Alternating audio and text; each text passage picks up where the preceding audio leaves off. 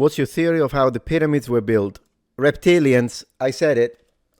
Now you're going to get the Wikipedia note. And the reason why I'm saying that is because the Greys don't use stone. Okay, this one is going to get me cancelled 100%. Jelly isn't available. Peanut butter and what? You know, I'm going to do the same I did last night where I wanted peanut butter, but honestly, we did have jelly. I just didn't feel like it because I didn't want the sugar. I just go for double peanut butter, guys. I know there are people in the comments that are showing like apple and whatever, but for me, there is nothing wrong with doing both sides with peanut butter if it's the smooth one, and then get double the protein. That's my answer. I don't know. Is it gonna get me cancelled? Maybe. You let me know. But that's me. I go double peanut butter even when jelly is available. Don't know what to tell you. I'm not gonna apologize for it. Freedom. So why is it okay when it's a turkey? Wrong species or wrong tradition? Well, an eagle... It would also be okay if it were an eagle, but it probably would not taste as good. Let me tell you this much. Michael. And this other, whatever the heck account was named. An oven-baked eagle with roast potatoes and a little bit of gravy sounds like something my father-in-law would 100% eat while telling you about the Constitution. I'm gonna leave it at that. Canada has something to say about for 99.99999. Did you really have to put that many nines to drive the point home? Oh my gosh. Of humanity, we lived and didn't have firearms. Stephanie's calling him a disgrace. I really love Stephanie. She's fantastic.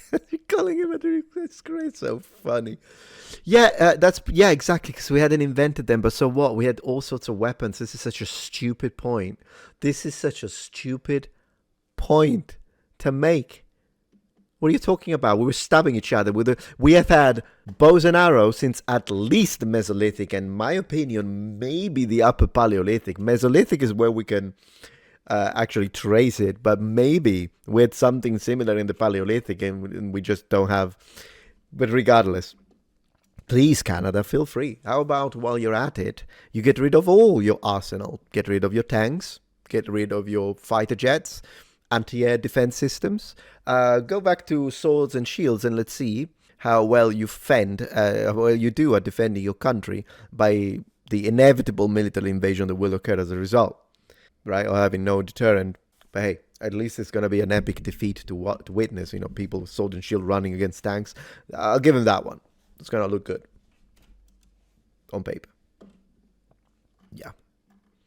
Man, what a stupid thing to say. Elon Musk. America should not have worse voter ID requirements than every democratic country on earth. California and New York actually banned use of ID to vote. It is illegal to show your ID in those states. The only reason to do this is fraud. Well, to be honest, that's ridiculous. If it's true, this is disgusting. What do you... Like, I agree with Elon. Why would anyone not make it a thing to show your ID to make sure that you're qualified to vote? That you're a citizen? That you don't... You need to do that. What on earth is it? Like, I understand why you would say the only reason is fraud. I mean, if you can think of any other reason, let me know. But to be fair, even if it wasn't only fraud, it would still be to try and circumvent the system. It would still be to try and get votes. Then so it is fraud. Yeah, I agree with him. I can't think of any other reason, to be honest. Now, I don't know if it is already actually legal to show your ID. That sounds a little exaggerated, but I do know that there are people that are against voter ID. That is a fact. And so the reality is that we should really ask ourselves, why are people not wanting the force, the having to show your ID? Why? What would be a reasonable, logical reason as to why you would be against the idea of you've got to show your ID? In fact, there is someone here who's crying like a little bitch, David Brilleman, and he says, really?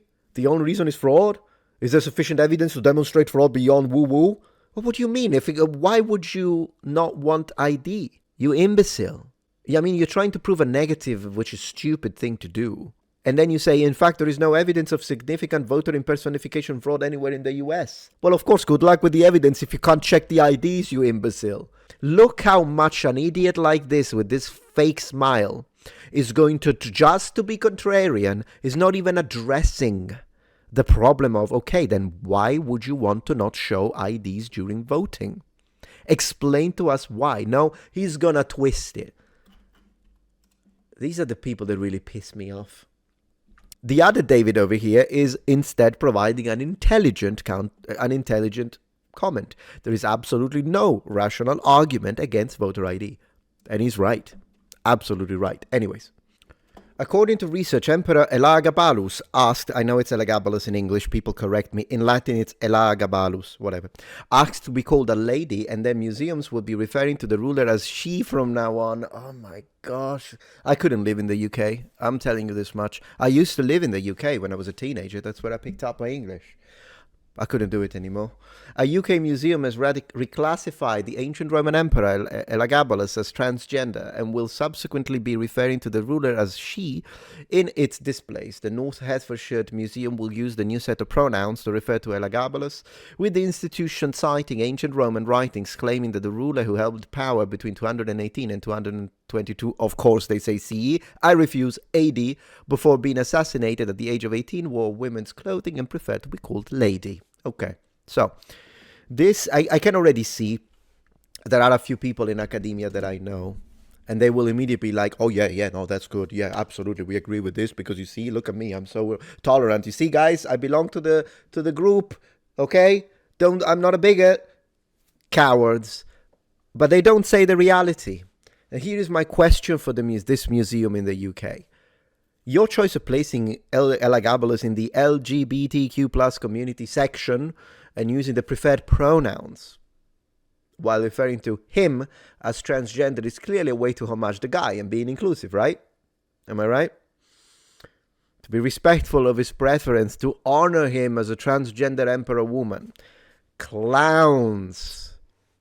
I swear, these people make me sick. Anyone who understands the sources knows that when the Romans were talking about Elagabalus and telling us that he was dressing like a woman, that he wore makeup, and what does he want? He wants to be a woman?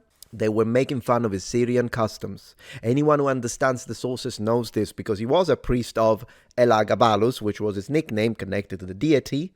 And in the Syrian tradition, men who were priests of the Eastern cults, they were wearing makeup and they were dressed in a different way, and the Romans were making fun of him and they were saying, look at that, he's a woman. It's anti-imperial propaganda, first and foremost, and it tells us nothing, definitely not something that you can overlap with modern transgender movement and activism and LGBTQ. Still, here's another thing I want to say about this, and I have a dedicated video. In fact, I've got 2 videos on this and you will find links in the description, but the sources also tell us that he was forcing people to convert to his religion or die.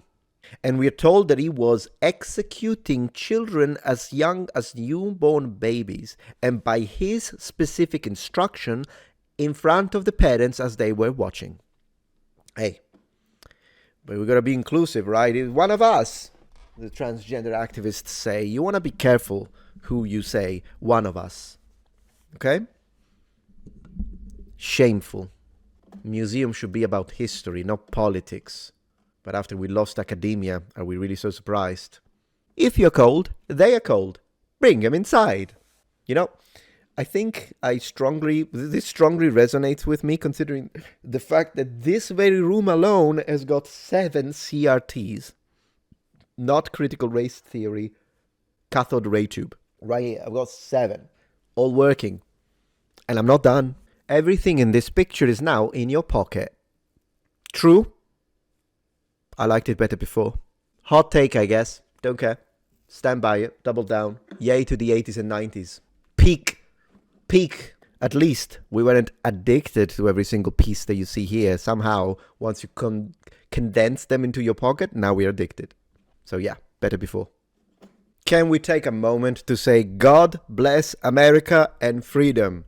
Thank you very much. If you agree, let me know in the comments. Kevin Sorbo, wow, isn't he like was he Spartacus? Who was he playing? I think he was some Hercules. No, he was Hercules, I think. I'm gonna Google it. Was he Kevin Sorbo? Was he Hercules? I got confused with Spartacus. Of course, Spartacus is the other one. Yeah, Kevin Sorbo was Hercules. I remember watching him when I was a kid. Yeah. Very cool. I remember the scene where he was drinking coffee. Do you remember that? Like he met someone from, I guess, Arabia. Anyways, I'm digressing. That should literally be my middle name. Metatron digressing. So what is he saying? Why are there 80,000 Somalians in Minnesota in the first place? Okay, I didn't know he was based. Hayden replies, why are there 800,000 Italian Americans in New York City? Oh, that's an easy one, because Italian Americans are based. What does that have anything to do with it? The immigration that the Italians did back in the day has nothing to do with the sort of illegal immigration that we're dealing with today. I mean, completely different kettle of fish. What? Goodness gracious. He thinks it's a gotcha. He thinks it's a gotcha.